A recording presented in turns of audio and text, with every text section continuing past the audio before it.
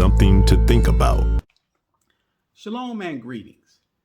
We welcome you to this week's Sabbath message. This week's Sabbath message is entitled Deception from Within, Part 1. Deception from Within, Part 1. The Messiah, Yeshua, warned us in the Gospel of Matthew chapter 23 to be cautious of the leaders that we follow. The Messiah begins chapter 23 of Matthew speaking to the multitude, the crowds, and in addition to the crowds, his disciples. And he was speaking to them in regards to the scribes and the Pharisees. The scribes and the Pharisees, the leaders of the people.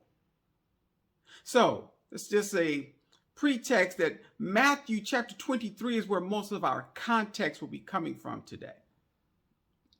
Before we dive into Yeshua's dialogue, though, we will first grow and move from just knowing to understanding both the scribes and the Pharisees. We will start with the scribes. The transliterated word scribes in the Greek is the word grammateuos.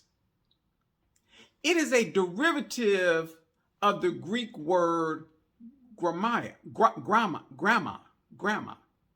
So grammateuos, the transliterated word scribes, is a derivative, or it derived from it. The origin came from the word gramma. But before we move to the definition of scribes, grammateuos in the Greek, let us first understand its root word gramma. Now, the Strong's Concordance defines gramma as, this is the definition in the Strong's Concordance, a writing, i.e. letter, note, epistle, book, etc. So it starts off saying it's a writing, it's a letter, it's a note, it's an epistle, it's a book. But then, get this, it goes on to say plural. So if it's used in the plural form, it means learning.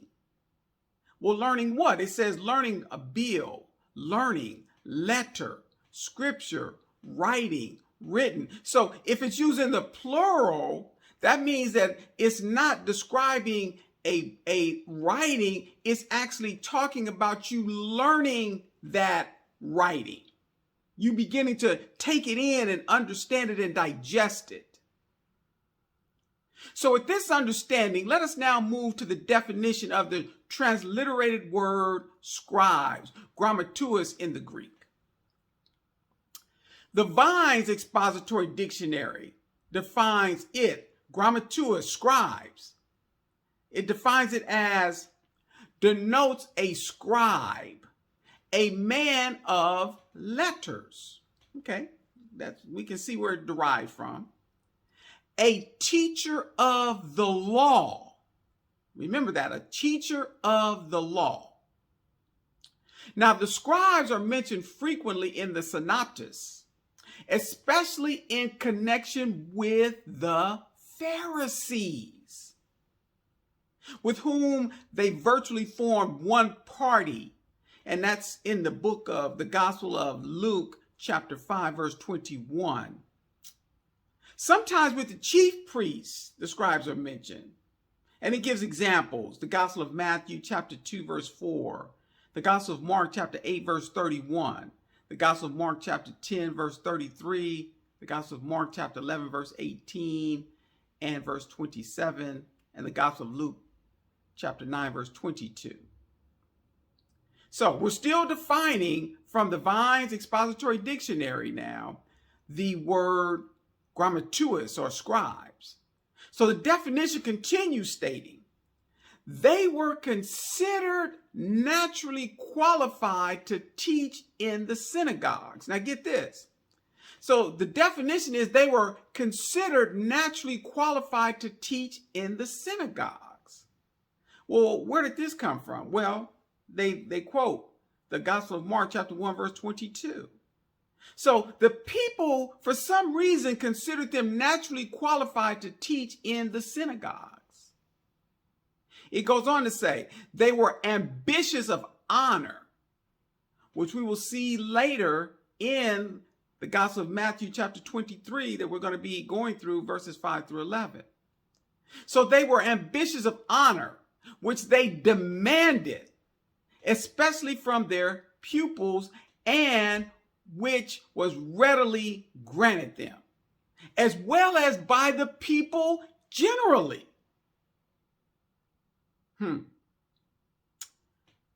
It goes on to say, like Ezra chapter 7 verse 12, the scribes were found originally among the priests and Levites.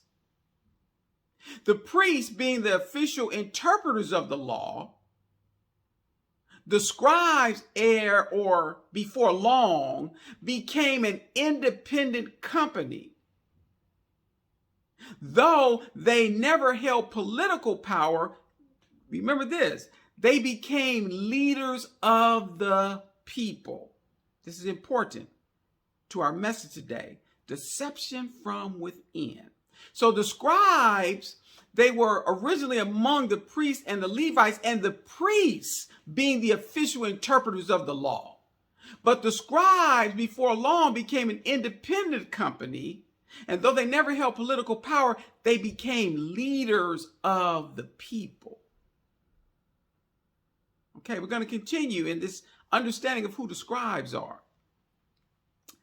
The outline of biblical usage description of the scribes, if you look that up in the outline of biblical usage, they describe the scribes as this: a man learned in the Mosaic law and in the sacred writings. Get this, an interpreter, teacher.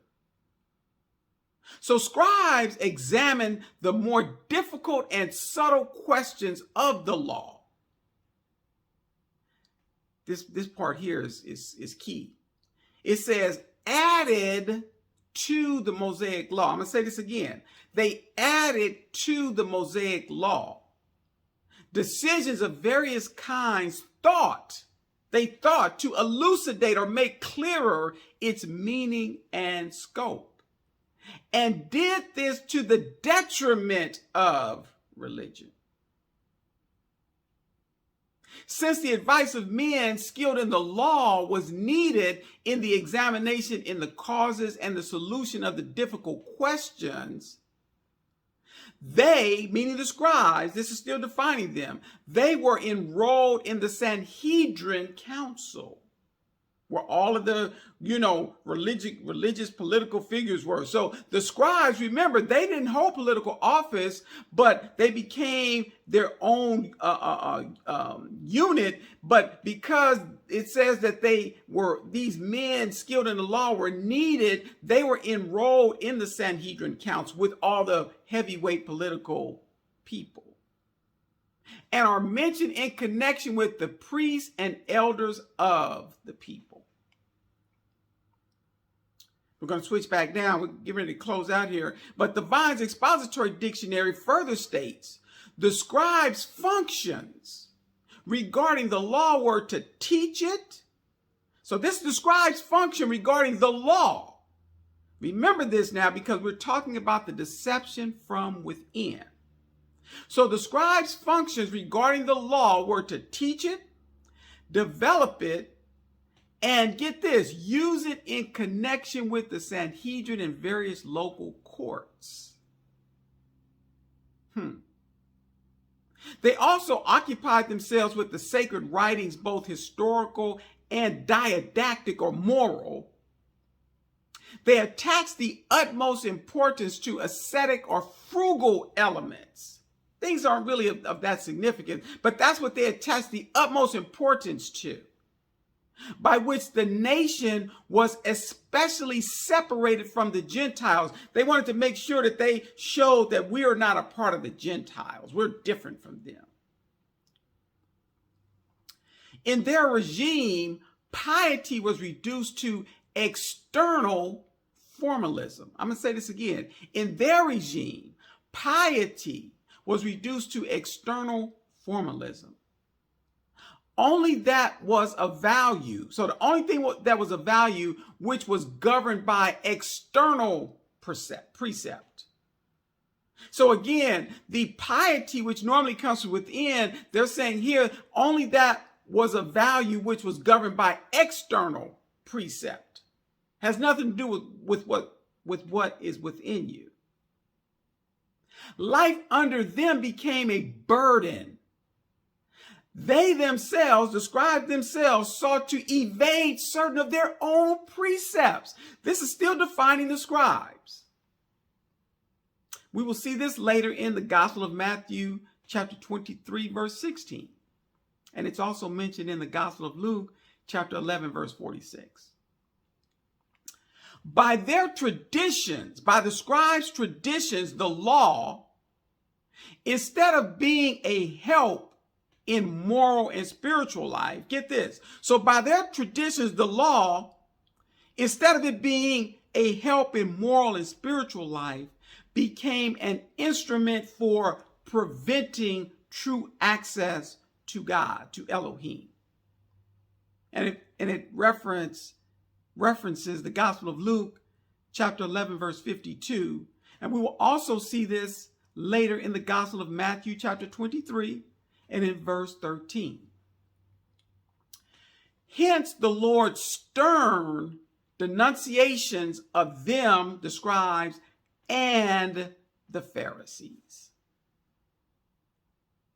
Now, all of this is in the Vine's Expository Dictionary and the outline of biblical usage definitions of the scribes, allowing us to grow from just knowing to truly understanding who were the scribes. Okay?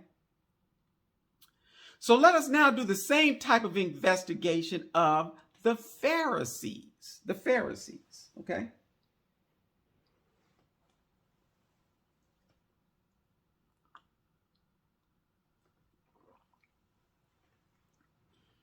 Now, the Vine's Expository Dictionary defines Pharisees. So the Vine's Expository Dictionary is where we're going to start off.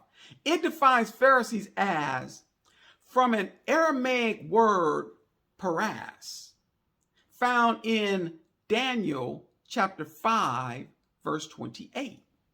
So let us go there and read Daniel chapter 5 and verse 28.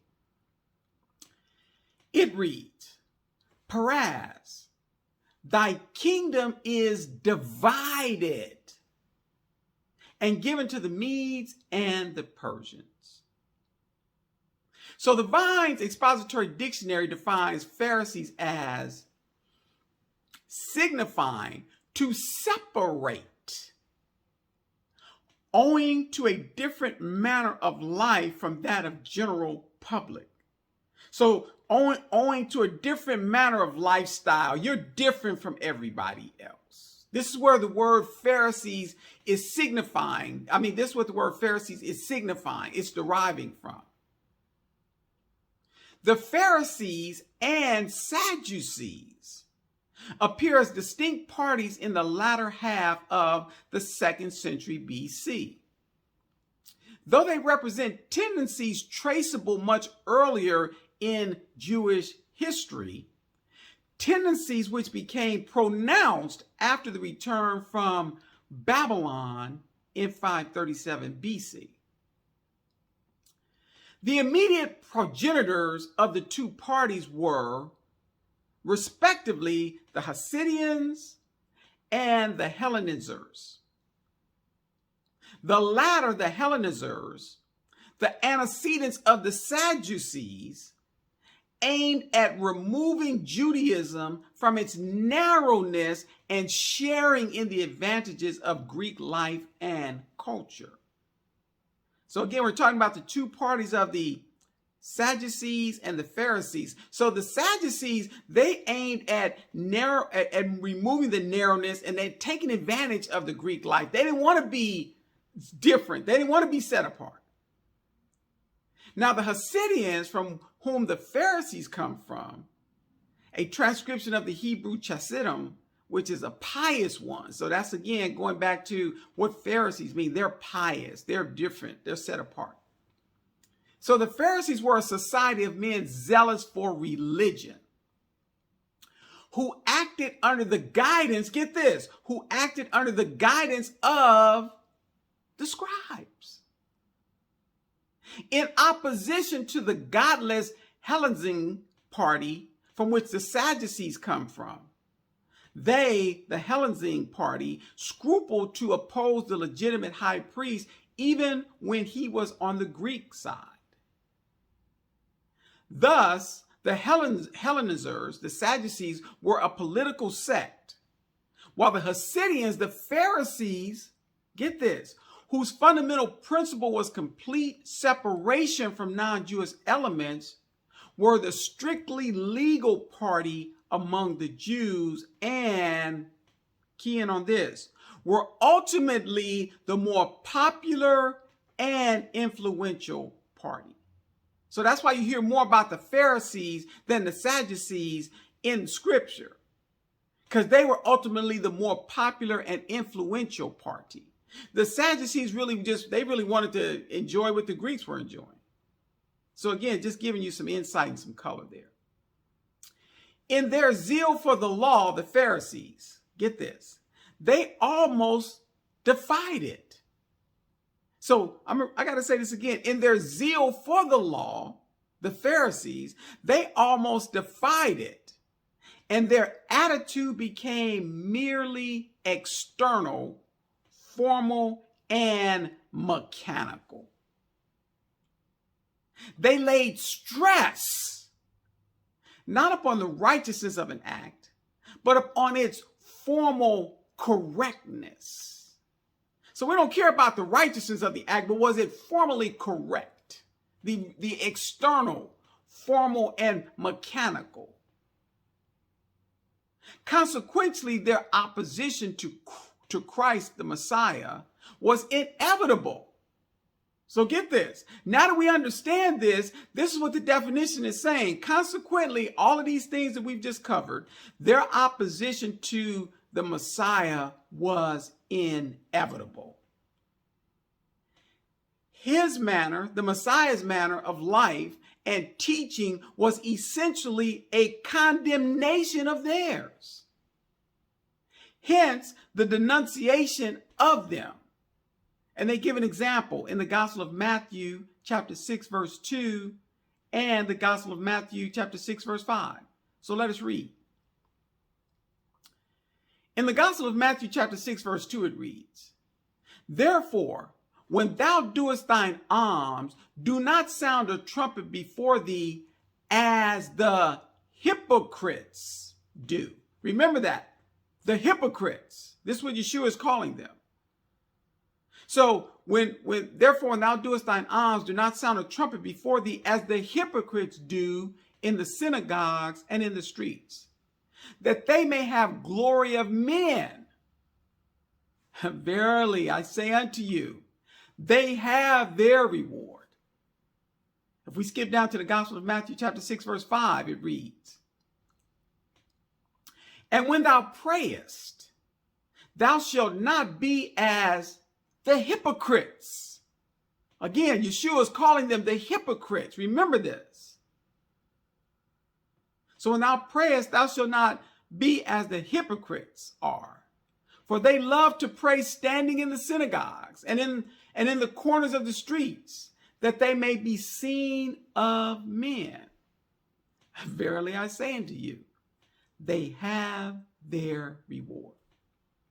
Another example is in the Gospel of Matthew, chapter 15, verse 17 and 8. The Gospel of Matthew, chapter 15, verse 7 and 8.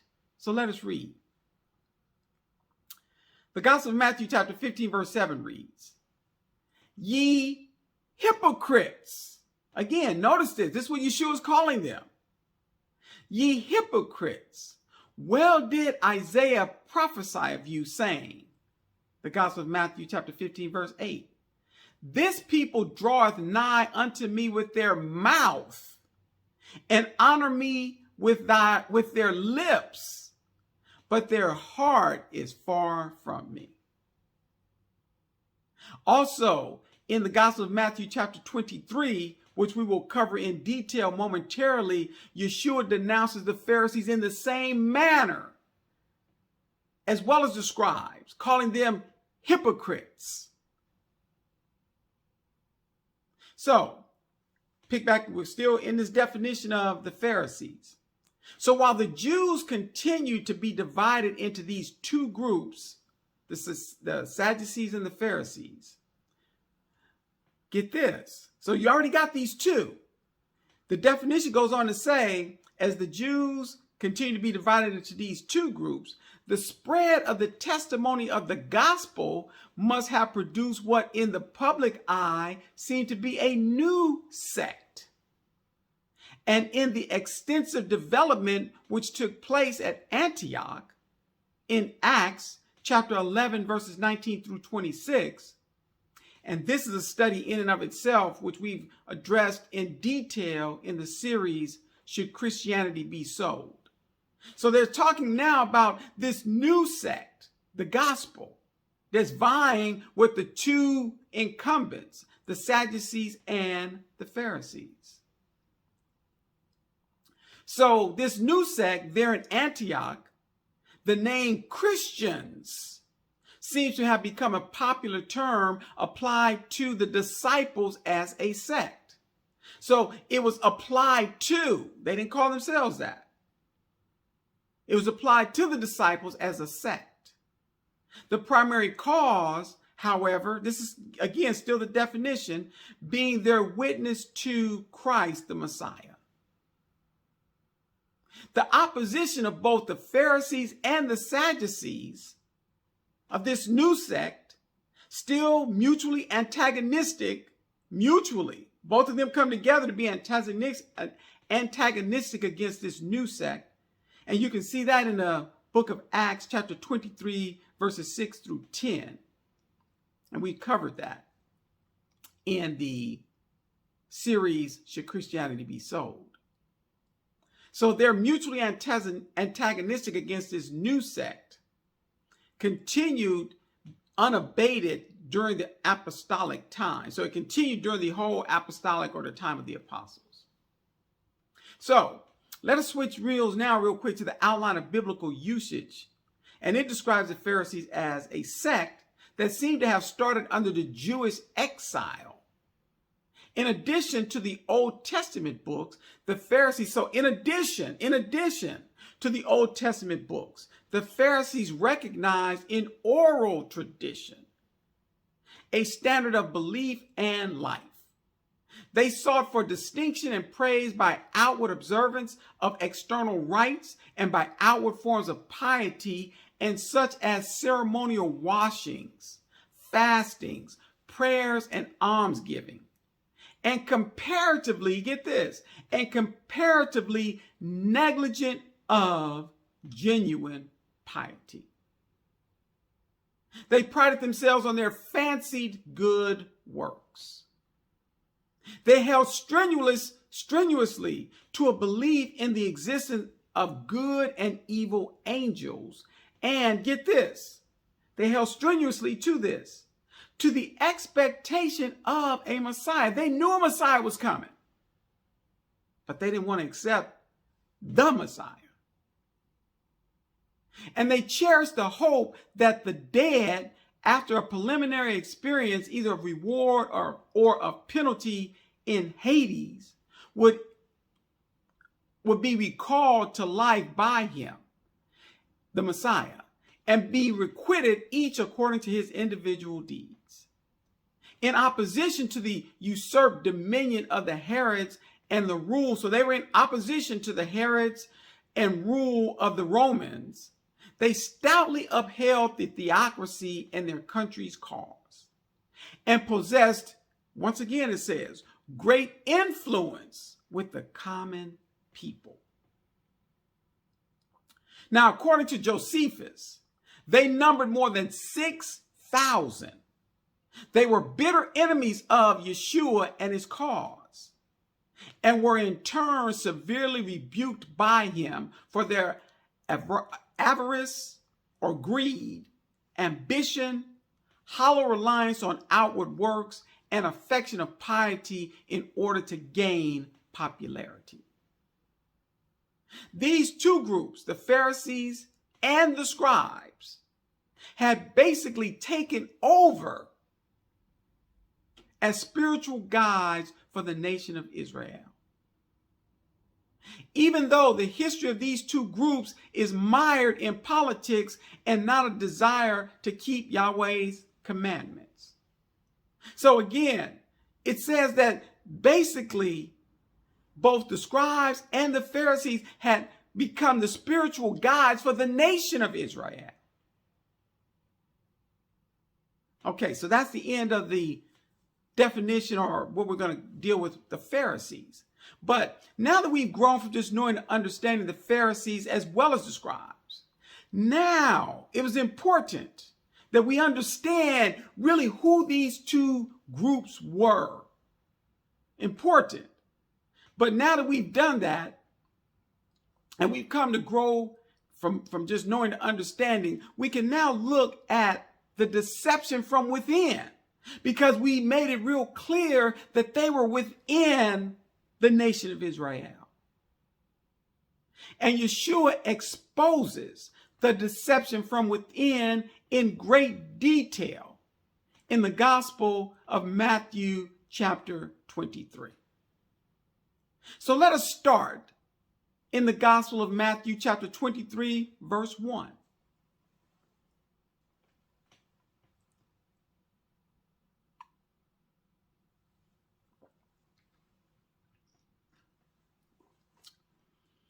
In the Gospel of Matthew chapter 23, verse 1, it reads, "Then spake Yeshua to the multitude, to the crowds, and in addition to his disciples." So we see here who Yeshua is speaking to.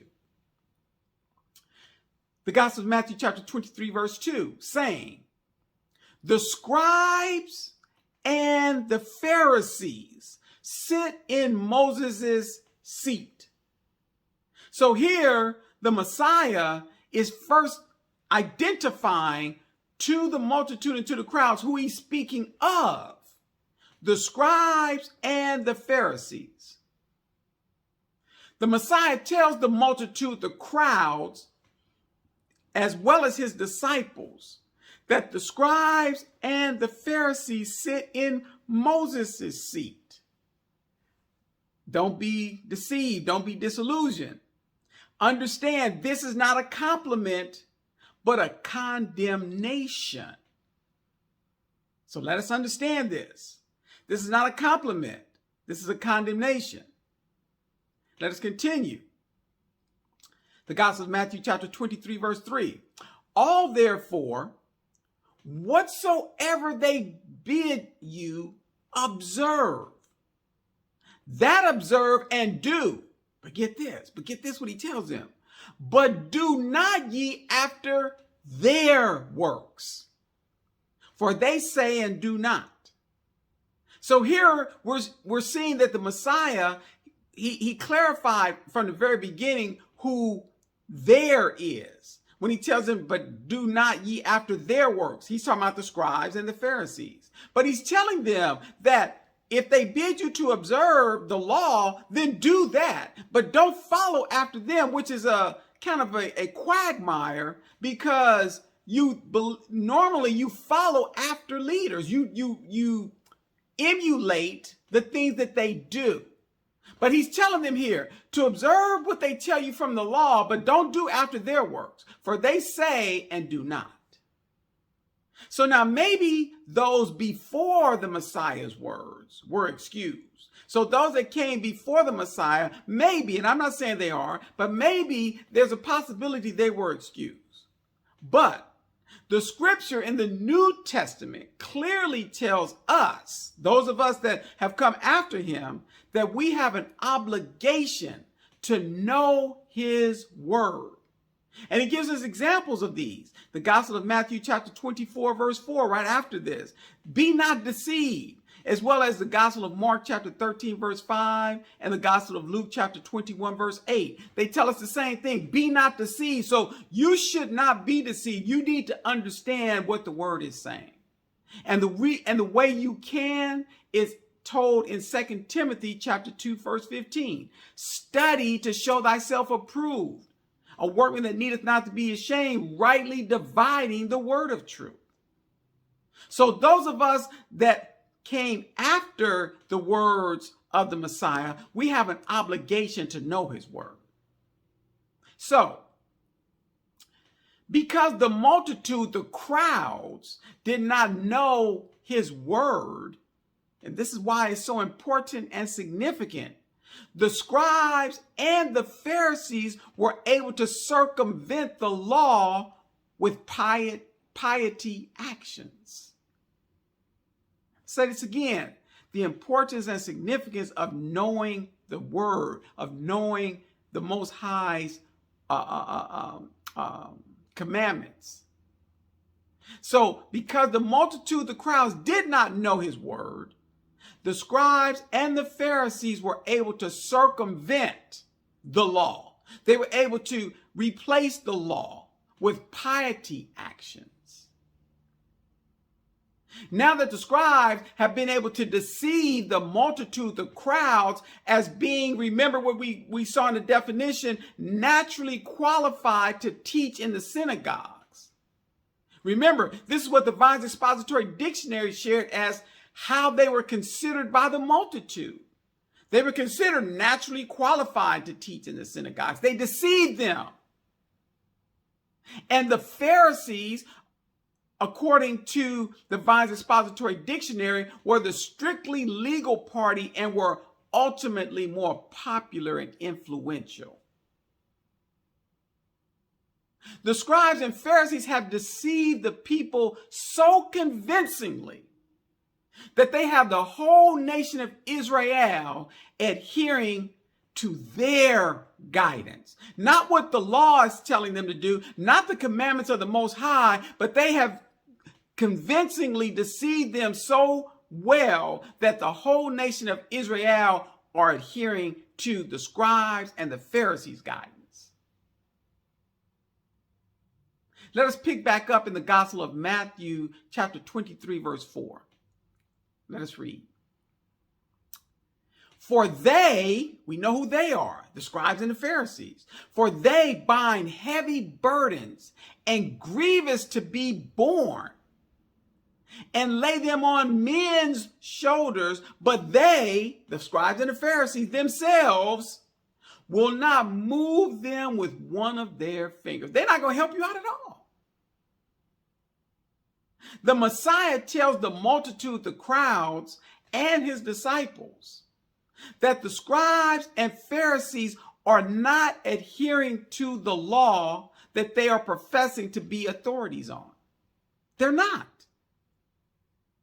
The Messiah is saying that the standards that the scribes and Pharisees are establishing for the people, because they're not adhering to the law, he's telling them they're not adhering to the law that they are professing to be authorities on, but yet and still, remember we said that they circumvented, so they replaced. So he's saying that the scribes and Pharisees are establishing, they circumvented, they've replaced for the people to follow these heavy burdens that are dangerous to have to carry. But the scribes and the Pharisees will not touch with their own finger what they are prescribing to you. This actually puts me in mind of a drug dealer that will sell poison to others, but will not consume any of it themselves. Like, nah, I'm past. Even though the multitude, the crowds, had allowed themselves to be deceived, even though they've allowed themselves to be deceived, the Messiah's grace and mercy is still trying to guide them out of the deception. Get this here. They have allowed the scribes and the Pharisees to convincingly deceive them. And the Messiah sees this, and he was telling them this. And we're going to see as we go further on that it didn't start here. He started way back in the Gospel of Matthew chapter 5. But again, he sees this, and his grace and mercy here in the Gospel of Matthew 23 is still trying to guide them out of the deception. He tells them that they should not follow the guidance of the scribes and the Pharisees. For they are, as we saw earlier in the Gospel of Matthew 5 and 6, hypocrites. He continuously calls them this, for they are hypocrites. As the Messiah will call the scribes and Pharisees throughout this chapter. Remember, we read earlier passages in the Gospel of Matthew where Yeshua called them hypocrites. In the Gospel of Matthew chapter 5, as well as the Gospel of Matthew chapter, it was 15. The scribes and the Pharisees are not following in what they are prescribing for the people. They're not. So let us continue reading in the Gospel of Matthew chapter 23, verse 5. The Gospel of Matthew 23, verse 5. But all their works they do for to be seen of men. They make broad their phylacteries and enlarge the borders of their garments.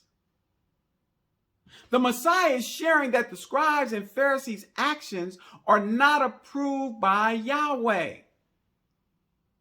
The scribes and Pharisees' deeds and actions are for them to be gazed upon by men as a spectacle. The Messiah warned us of the consequences of this attitude earlier in the Gospel of Matthew chapter 6, verses 1 through 6. So again, let us read. We're seeing that throughout this gospel, the Messiah has been trying to lead the crowds, the multitudes, away from this deception. So let us read the Gospel of Matthew chapter 6, verses 1 through 6. The Gospel of Matthew chapter 6, verse 1 reads, take heed, listen, that ye do not your alms before men to be seen of them. Otherwise, ye have no reward of your Father which is in heaven. So he's telling them to take note here. Again, the same thing that he told them in the Gospel of Matthew chapter 23, I believe it was verse 2, to hear what they're saying and do those things, but don't do after them. So that's what he said that they do.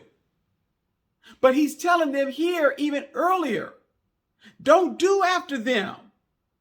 Because that's why he's telling them this, because he's seeing the scribes and the Pharisees do these things, and then the people are doing likewise. He's saying, take heed, do not your alms before men to be seen of them. Otherwise, ye have no reward of your Father which is in heaven. This is a theme. Let's get this. Deception from within. The Gospel of Matthew chapter 6, verse 2. Therefore, when thou doest thine alms, do not sound a trumpet before thee as the hypocrites do in the synagogues and in the streets, that they may have glory of men. Verily I say unto you, they have their reward. The Gospel of Matthew chapter 6, verse 3. But when thou doest alms, let not thy left hand know what thy right hand doeth. The Gospel of Matthew chapter 6, verse 4. That thine alms may be in secret, and thy Father which seeth in secret himself shall reward thee openly. The Gospel of Matthew chapter 6, verse 5. When thou prayest, thou shalt not be as the hypocrites are. For they love to pray standing in the synagogues and in the corners of the streets, that they may be seen of men. Verily I say unto you, they have their reward. The Gospel of Matthew chapter 6, verse 6.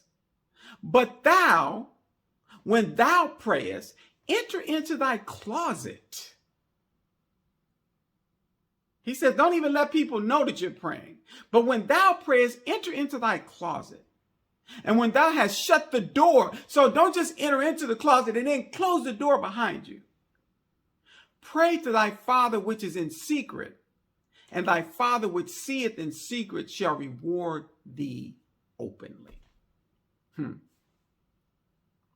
Yeshua shared this with the multitudes, with the crowds in the Gospel of Matthew chapter 6, verse 6, and continuing with his Sermon on the Mount dialogue that actually started in the Gospel of Matthew chapter 5. So again, it even goes before chapter 6 of the Gospel of Matthew. Now we see Yeshua not long after that in the Gospel of Matthew chapter 5, the Gospel of Matthew chapter 6, the Gospel of Matthew chapter 15, the Gospel of Matthew chapter 23. We see not long after that warning again about the scribes and Pharisees in some detail in the Gospel of Matthew chapter 23. We see it again. So let us understand, they make broad their phylacteries.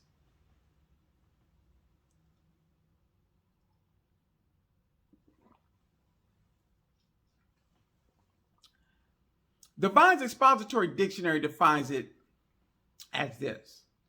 In the New Testament, it denotes a prayer fillet, a phylactery, a small strip of parchment with portions of the law written on it. It was fastened by a leather strap either to the forehead or to the left arm over against the heart to remind the wearer of the duty of keeping the commandments of God, Elohim, in the head and in the heart. And it gives scripture, Exodus chapter 13, verse 16, Deuteronomy chapter 6, verse 8, Deuteronomy chapter 11, verse 18. It was supposed to have a potency as a charm against evils and demons. The Pharisees broadened their phylacteries, made them bigger, to render conspicuous their superior eagerness to be mindful of God's lawmen. So they're more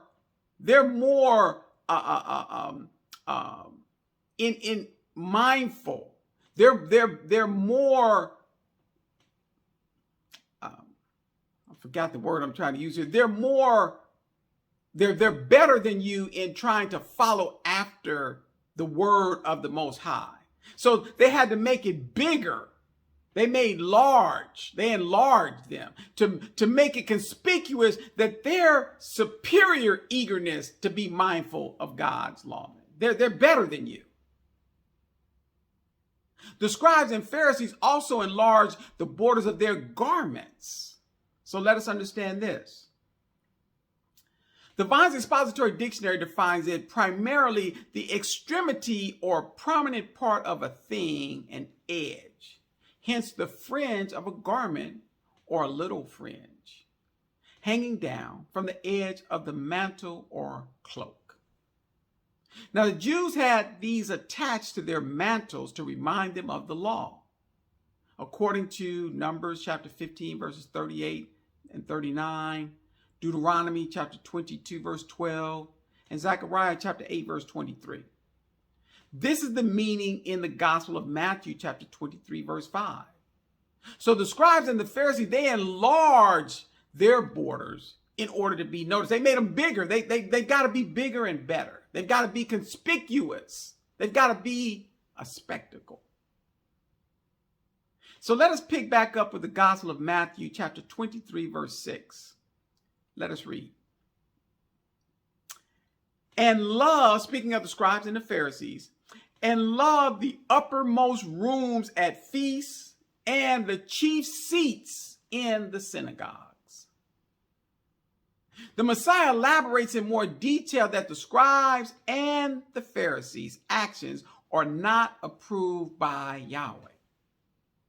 The Messiah states the scribes and the Pharisees are fond of the first seats at dinners and the first seats in the synagogues.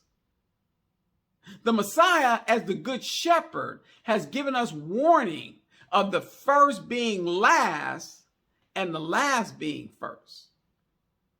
This warning is given several times throughout the Gospels. We'll look, it's in the Gospel of Matthew chapter 19, verse 30, the Gospel of Matthew chapter 20, verse 8, the Gospel of Mark chapter 9, verse 35, the Gospel of Mark chapter 10, verse 31, and the Gospel of Luke chapter 13, verse 30. That is mentioned that the last shall be, that the first shall be last and the last shall be first. It's given several times. So let us continue in reading the Gospel of Matthew. We're going to pick up in the 7th verse, chapter 23. It reads, "And greetings," again, continuing on with the scribes and the Pharisees like, "and greetings in the markets, and to be called of men, Rabbi, Rabbi." The Gospel of Matthew chapter 23, verse 8. "But be not ye called Rabbi, for one is your master, even Christ the Messiah, and all ye are brethren." Yeshua continues explaining the scribes and the Pharisees' actions are not approved by Yahweh. The Messiah instructs us not to be called Rabbi. The Vine's Expository Dictionary defines the word rabbi as primarily denoting master in contrast to a slave. So again, they're better than you. So this is how it starts off. The Vine's Expository Dictionary defines the word rabbi as primarily denoting master in contrast to a slave. This, with the added pronominal suffix, signified my master and was a title of respect by which teachers were addressed. It continues on saying in the Gospel of Matthew chapter 23, verses 7 and 8, Christ, the Messiah, forbids his disciples to covet or use it. Okay? So that's the definition of rabbi in the Vine's Expository Dictionary. The Messiah plainly states that we all are brethren. So we should not hold any man or woman in a state of esteem. Let us continue reading in the Gospel of, pick back up in the Gospel of Matthew chapter 23, verse 9. "And call no man your father upon the earth, for one is your Father which is in heaven." The Gospel of Matthew chapter 23, verse 10. "Neither be ye called masters, for one is your master, even Christ the Messiah." So, as it was with the prior verses instructing on the use of the word rabbi, the focus is on the words father and master. Same thing. We shouldn't be calling, even on earth. And again, this is an interesting passage because it even helped me to understand that I call my dad, he's my dad that birthed me and raised me. But I only have one father. He's my dad. So that's what I call him. He says, "Call no one your father, for there's only one which is in heaven." And we definitely shouldn't be calling anybody master, which is what those that love to be called rabbi, they want to be better. Because we only have one master, and that's Yeshua the Messiah. Let us continue and pick back up with the Gospel of Matthew chapter 23, verse 11. Let us read. But he that is greatest among you shall be your servant. I'm going to read this again. The Gospel of Matthew chapter 23, verse 11, the Messiah minces no words here. But he that is greatest among you shall be your servant. The Gospel of Matthew chapter 23, verse 12. And whosoever shall exalt himself shall be abased. And he that shall humble himself shall be exalted. Yeshua continues to show the scribes and Pharisees' actions are not approved by Yahweh. This last passage of scripture is in line with the earlier passage that we read in the Gospel of Matthew chapter 23, verse 6, and that the first being last and the last being first. It is just saying it in a little different way. That those that are on top will be on the bottom, and those that are on the bottom will be on top. And again, we gave the scriptures. You can go and look those up where Yeshua reiterated that, validated and corroborated it to what he's saying now. In the Gospel of Matthew chapter 19, verse 30, the Gospel of Matthew chapter 20, verse 8, the Gospel of Mark chapter 9, verse 35, the Gospel of Mark chapter 10, verse 31, and the Gospel of Luke chapter 13, verse 30. Okay. So we've covered a lot of stuff here today so far. And so far, we've seen Yeshua, get this now, let's start to package this.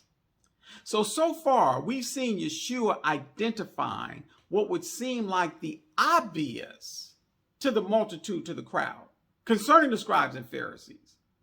So far, what we've covered, because this is just part one, we're going to come back with part two. But so far, what we've seen Yeshua identifying, it would seem like obvious to the multitude and the crowd concerning the scribes and Pharisees, because they knew, they understood. We went through some detail today identifying who the scribes and the Pharisees were, but they knew this. So what Yeshua has been explaining and identifying, and not just here in the Gospel of Matthew 23, but throughout, it would seem obvious to the crowd concerning the scribes and the Pharisees. But, the obvious may not always be as apparent to those closely connected and involved. Remember our title, Deception from Within. So, the obvious may not always be as apparent to those closely connected and involved. Those that are a part of, within our circle, can be the ones deceiving and leading us away. I'm going to say that again. Let's meditate on this. Chew on this. Those that are a part of or within our circle can be the ones most effective at deceiving and leading us away. This is the revelation the Messiah was sharing with the multitude, the crowds, that is also applicable for us today. Get this. So this revelation that the Messiah was sharing with the multitude and the crowds then is also applicable for us today. Especially those within our circle. Talking about us today now. Especially those within our circle that are spiritual leaders, leading individuals spiritually. Do we ensure, do we do the sanity check to make sure that they are keepers of the commandments of Yahweh Elohim, that we've studied and shown ourselves approved to be able to rightly divide? Or do we just say that, oh, they're a spiritual leader, they're okay, they get a pass? Do we ensure that those that are within our circle, those spiritual leaders, those that are leading individuals spiritually, do we do the sanity check that they are keepers of the commandments of Yahweh Elohim? Do we validate and corroborate with the scripture that the spiritual leaders within our circle are not adding to or taking away from the word? Are we doing that litmus test to ensure that these spiritual leaders, those leading people spiritually that are within our circle, are not adding to the scripture certain things that are acceptable today, or taking away things that may seem to be uncomfortable for people today to have to deal with? I'm going to leave you with that today. We will stop here and pick up with part 2 and identifying the 8 woes of Yeshua to the scribes and Pharisees. And we're going to put this in relation to Yeshua's 8 beatitudes that he gave earlier in the Gospel of Matthew chapter 5 that actually talk about the reward for those that adhere to them. I would like to invite you to continue to fellowship and worship the Sabbath with the Ecclesia next Saturday morning at 10 a.m. Eastern Standard Time. In addition, please join the Ecclesia every Wednesday evening at 7:30 p.m. Eastern Standard Time for prayer. The link for both is provided on his servant's website. Something to think about. If you're seeking a blessing, be a blessing. If this message of something to think about has been a blessing, assist us with your time, talents, and finances in continuing to grow and move from just knowing to truly understanding the word of the Most High, Yahweh Elohim. Peace and blessings.